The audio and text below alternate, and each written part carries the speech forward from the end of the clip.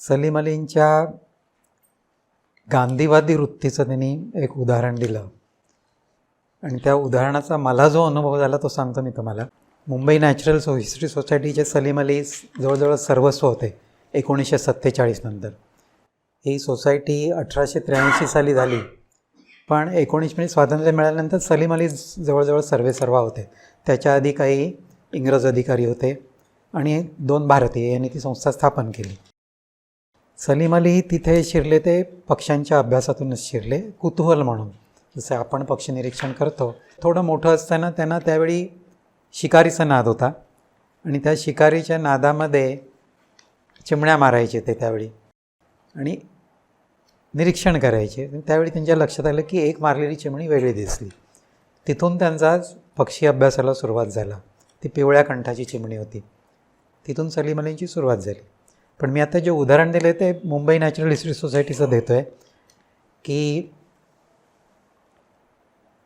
साधारण 1975 साली फार मोठ्या प्रमाणावर संशोधन प्रकल्प मुंबई नॅचरल हिस्ट्री सोसायटीमध्ये सुरू झाले.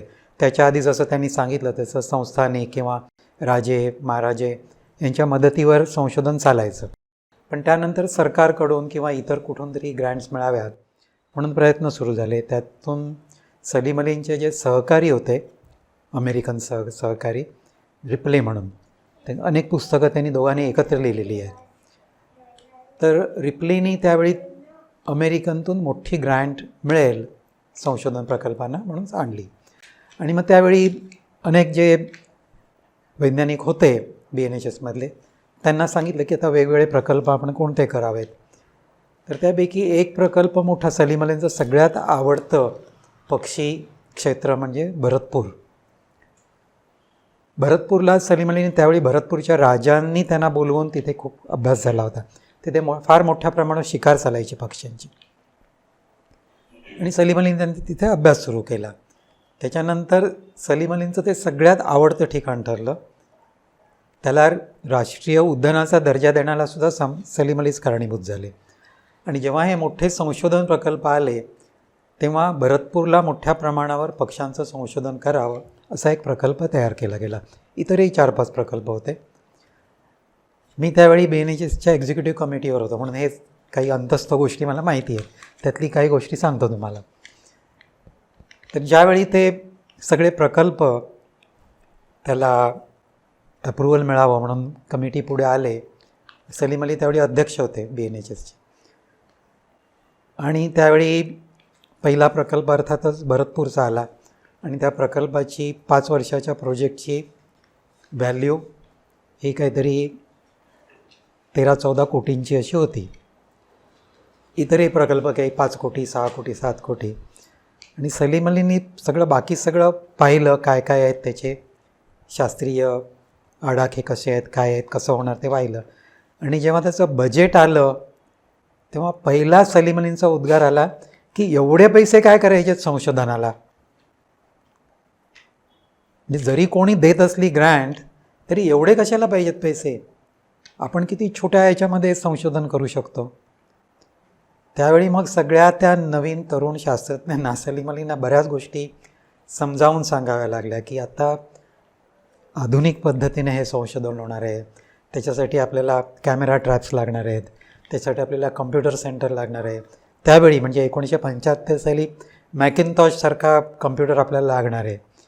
तर ह्या सगळ्या जेव्हा किती म्हणले तरी त्यांचा अजिबात कोणावरही विश्वास नव्हता. ते म्हणाले मी अजिबात याच्यावर सही करणार नाही. हा पैशाचा उधळपट्टी आहे.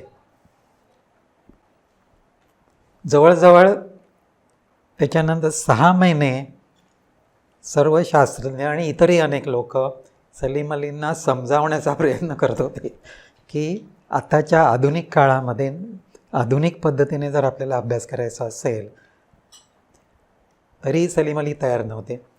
शेवटी जेव्हा रिप्लीने अमेरिकेहून त्यांना फोन केला आणि सांगितलं की ते जे सांगतायत सगळे ते योग्य आहे, तेव्हा तर तुम्ही कृपा करून सही करा त्याच्यावर, तेव्हा त्यांनी त्या प्रकल्पावरच ॲप्रुव्हल सही केली.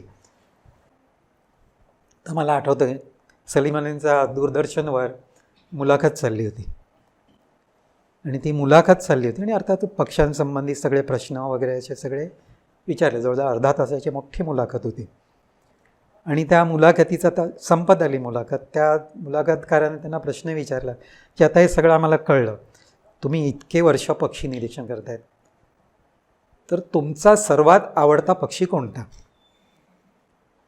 आणि सलीम अली त्यांच्या टिपिकल स्टाईलमध्ये हसले आणि म्हणाले की माझा आवडता पक्षी स्टफ्ड पार्ट्रिजेस. म्हणजे काय? स्टफ्ड पार्ट्रिजेस खातात आपण.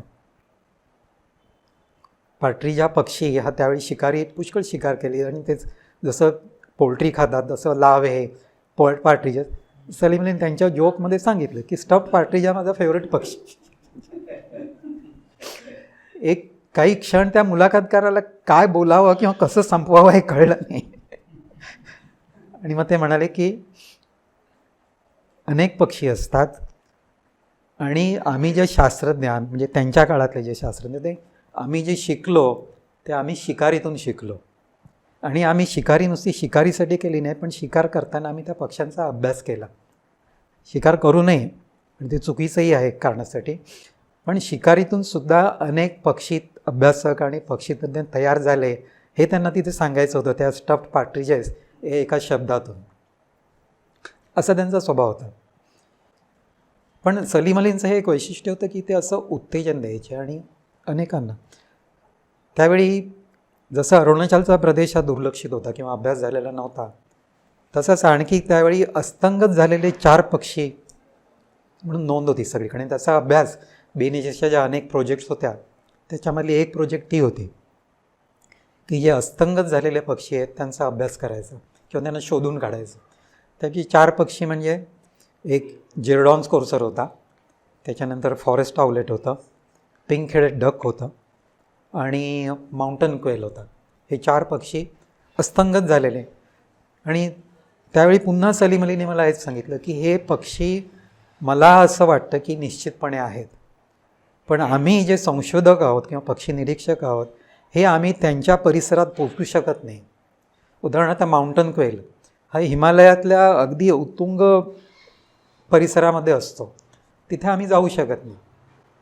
पुन्हा सलीम अलीने तेच आवाहन केलं की माउंटेनियर्सना घे आणि शोधून काढा, कुठे जायचं, कोणते परिसर असू शकतील ते आपण सांगतो, तुम्ही शोधून काढा. आणि मग ते संशोधन प्रकल्प सुरू झाला. आणि म्हणजे हा माणूस किती विजनरी होता हे लक्षात येतं की त्याच्या पुढच्या संशोधन प्रकल्प सुरू झाल्यानंतर 3 वर्षांमध्ये जिरडॉन कोर्सर आंध्र प्रदेशमध्ये सापडलं. आणि तो दिवस मला अजूनही आठवतो.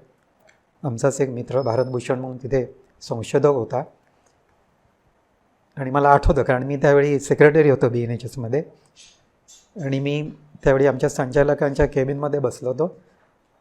संक्रांतीचा दिवस होता, म्हणजे दिवसही लक्षात राहिला. आणि बेल वाजली आणि असं वाटतं की काय माहिती नाही, पण बेल काहीतरी वेगळी अशी एखाद्या आतुरतेने फोनची बेल असते ना, असं मला वाटलं, भास झाला. तो भारतभूषण, त्यावेळी मोबाईल फोन नव्हते, भारतभूषणने तिकडून कुठच्या तरी कॉल सेंटरवर जाऊन तिकडून फोन केला होता. आणि तो फोन असा होता की जिरडॉन कोर्सर मला दिसला आणि सापडलं. आणि BNHSमधलं वातावरण एकदम उत्साहाचं झालं. लगेच सलीम अलींना फोन केला. सलीम अली बांद्र्याच्या त्यांच्या घरावरून लगेच आले आणि मला म्हणाले की आम्हाला आत्ताच्या आत्ता आंध्र प्रदेशला जायचं. सलीम अली आणि इतर सहकारी 5 जण आंध्र प्रदेशला गेले. कारण सलीम अलींचा तो एक शास्त्रज्ञाचा स्वभाव होता की ऐकीव बातमीवर जायचं नाही, प्रत्यक्ष बघितल्याशिवाय ते खरं नाही. आणि मग जेव्हा त्यांनी तिथे आंध्र प्रदेशमध्ये जाऊन त्यांच्याबरोबर फिरून जेव्हा स्वतः तो जिरडॉन कोर्सर पाहिला आणि कन्फर्म केला, तेव्हा मग त्यांनी परवानगी दिली BNHSला की आता तुम्ही पत्रकार परिषद घ्या आणि जाहीर करा. तोपर्यंत म्हणजे 15 दिवस गेले होते पक्षी सापडून, पण कोणालाही कळलेलं नव्हतं, कारण त्यांनी परवानगीच दिली नाही, खात्री झाल्याशिवाय करायचं नाही. त्याच्यानंतर काही वर्षामध्ये फॉरेस्ट आउलेट सापडले. त्यावेळी सलीम अली म्हणाले की माउंटन क्वेल आणि पिंक हेडेड डक शोधून काढा. अजून नाही सापडलेलं आहे, माहिती नाही कुठे असेल ते. पण अनेक माउंटेनियर्स आता जातात आणि पक्षी निरीक्षक झालेले आहेत, त्यामुळे कदाचित माउंटन क्वेल सापडू शकेल. पिंक रेड डक माहिती नाही मिळेल की नाही, आहे की नाही अस्तित्वात. कारण पक्षी अस्तिंगत होणं आणि स्पेसीज अस्तिंगत होणं हा इव्होल्युशनचा भाग आहे. त्याच्यामध्ये असं काही नाही की त्यात काही चुकीचं आहे किंवा काही. परिसराचा जसा विध्वंस होतो तसं आपोआप अनेक प्रजाती नष्ट होत जातात. त्यांचं व्यवस्थापन जे होतं, BNHSचे ते अध्यक्ष होते आणि संपूर्ण BNHSमध्ये जे कलेक्शन आहे, पक्ष्यांचे नमुने आहेत, पक्ष्यांची अंडी आहेत अनेक गोळा केलेली अनेक शास्त्रज्ञांनी, त्याचं कलेक्शन आहे. ते कलेक्शन म्हणजे भारतातलंच नाही तर जगातलं सुद्धा अतिशय दुर्मिळ असं कलेक्शन आहे. त्याचा सांभाळही तेवढ्याच काळजीने केला जातो. आणि सलीम अली स्वतः त्याचं निरीक्षण करायचे. आणि आम्ही एकदा एक्झिक्युटिव्ह कमिटीची मीटिंग झाली होती, त्यावेळी सलीम अली सहज बाहेर गेले आणि काही कारणाने ते आमच्या त्या कलेक्शन रूममध्ये गेले. आणि कलेक्शन रूममध्ये जिथे ते सगळी अंड्यांच्या ज्या कॅबिनेट्स होत्या त्याच्या बाजूला एक वॉश बेसिन होती आणि तिथे जो कोणी मेंटेनन्स करणारा माणूस होता त्याने तिथे त्या वॉश बेसिनच्या बाजूला थोडीशी घाण केलेली होती. आणि सलीम अलींचा जो काही पारात चढला आणि मग जे सलीम अलींना आम्ही पाहिलं, इतकं रागावलेलं मी सलीम अलींना कधीच त्याच्या आधीही पाहिलं नाही, नंतरही पाहिलं नाही.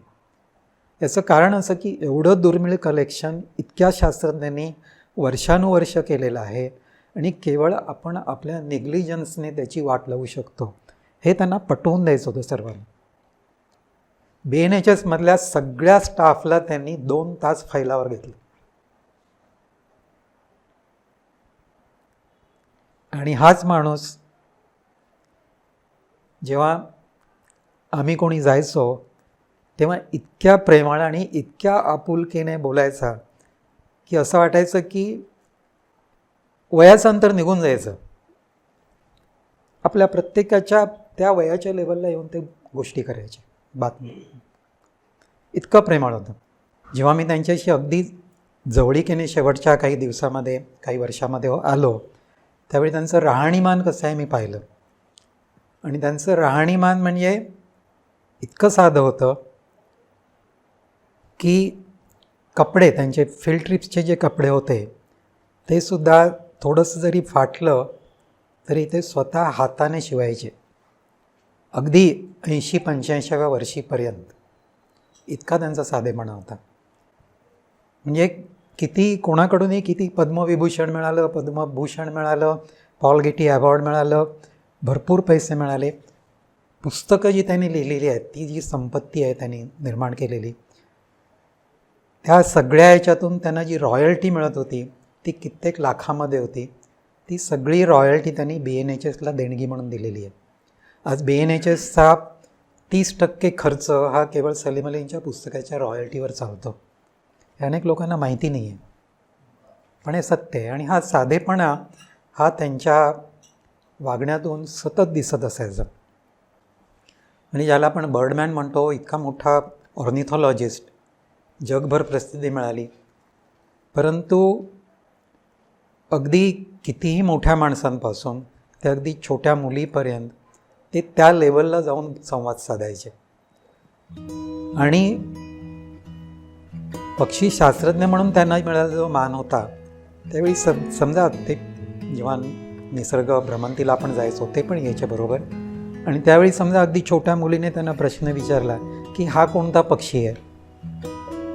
सलीम अलींनी कधीही अगदी दुर्बिणीमधून पाहिलं वगैरे तरीसुद्धा त्यांनी असं कधीच सांगितलं नाही की हा नीलपंख आहे.